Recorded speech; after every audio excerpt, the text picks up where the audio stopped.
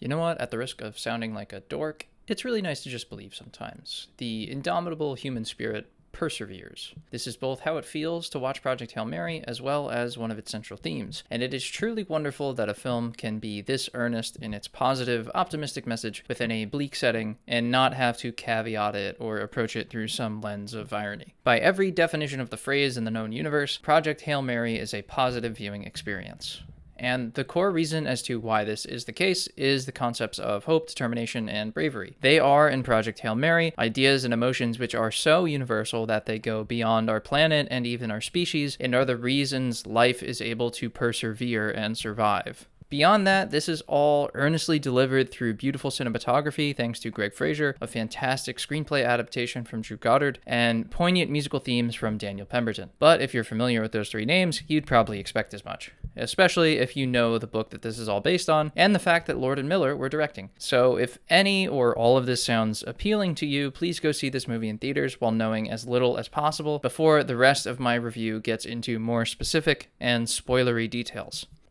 So beyond the technical stuff, which rightly deserves praise, I really want to talk about the incredible dynamic between Rocky and Grace in this thing. There's just so much charm and earnestness in this relationship, and without it, the entire movie does not work. If we aren't able to buy into the idea that this practically made puppet of a spider built of rocks is real and is just as much a sapient being as Ryan Gosling, the movie is a complete whiff. But thanks to fantastic characterization, practical effects, and a great performance from Ryan Gosling, as well as wonderful puppeteering and voice work, this is perhaps the easiest part of Project Hail Mary to buy into. Because really, what is truer than a sole survivor who's deathly afraid of failing their entire planet, trying to tough it out in any way they know how so that their species, and specifically the love of their life, has a chance to live?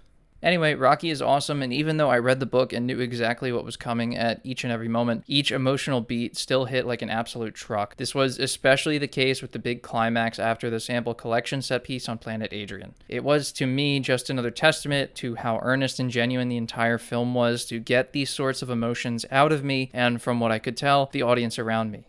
More than that, the slow unveiling of the mystery behind Ryan Gosling's character, Ryland Grace, is super well done. By swapping in and out of the flashbacks alongside the present tense, they work not only as reveals, but emotional accents to the beats of the obviously more action-packed story going on in space. So as we learn more and more details about how maybe Grace isn't a heroic figure who volunteered to make this sacrifice, but someone who is just a terrified person and is now only remembering the kind of decision they tried to make back on Earth, it just makes the beats hit harder. Rocky calling Grace brave, Grace finally choosing to make the ultimate sacrifice when he discovers the issue with the tall amoeba and the xenonite, all of it feels more weighty and intense on the heels of each detail we learn from the Earth narrative. In all, it's just a wonderful example of how structure can be played with not only for the pacing of a story, but to enhance how the story is perceived and emotionally digested as well.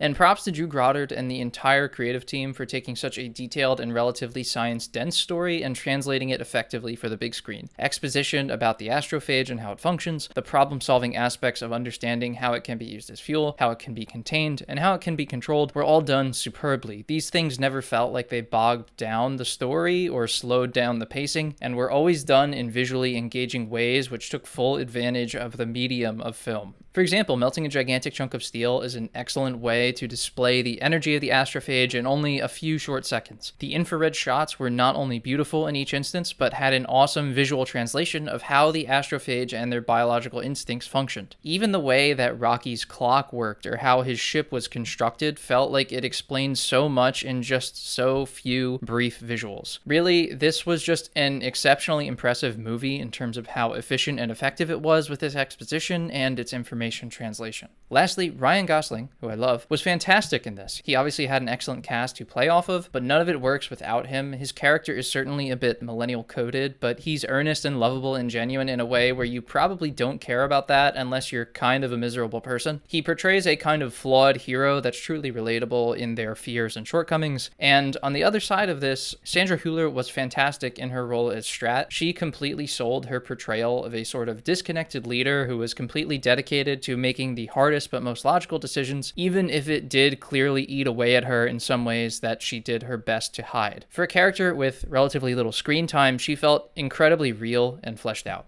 The rest of the cast was incredibly charming as well, but none hold a candle to the coolest arachnid rock life form in the universe. Rocky nearly stole every scene he was in through his mixture of charm and capability as an engineer, and he was just a joy to watch on screen. His portrayal was perfectly in line with what he was in the book to me, and huge kudos to the effects, puppeteering, and voice teams that brought him to life. Really, I can't praise Rocky and his dynamic with Grace enough. So, in conclusion, I will wrap things up by suggesting in the strongest of possible terms that you see this movie. If you don't, I feel like you're not only missing out on a really inspiring and touching story, but a fantastic visual experience. Seeing this in IMAX was honestly beautiful, especially the scenes above Planet Adrian. So I give Project Hail Mary 4 out of 5 stars, and I suggest everyone give it a shot on the biggest screen possible, because trust me when I say that it's worth it. Until next time.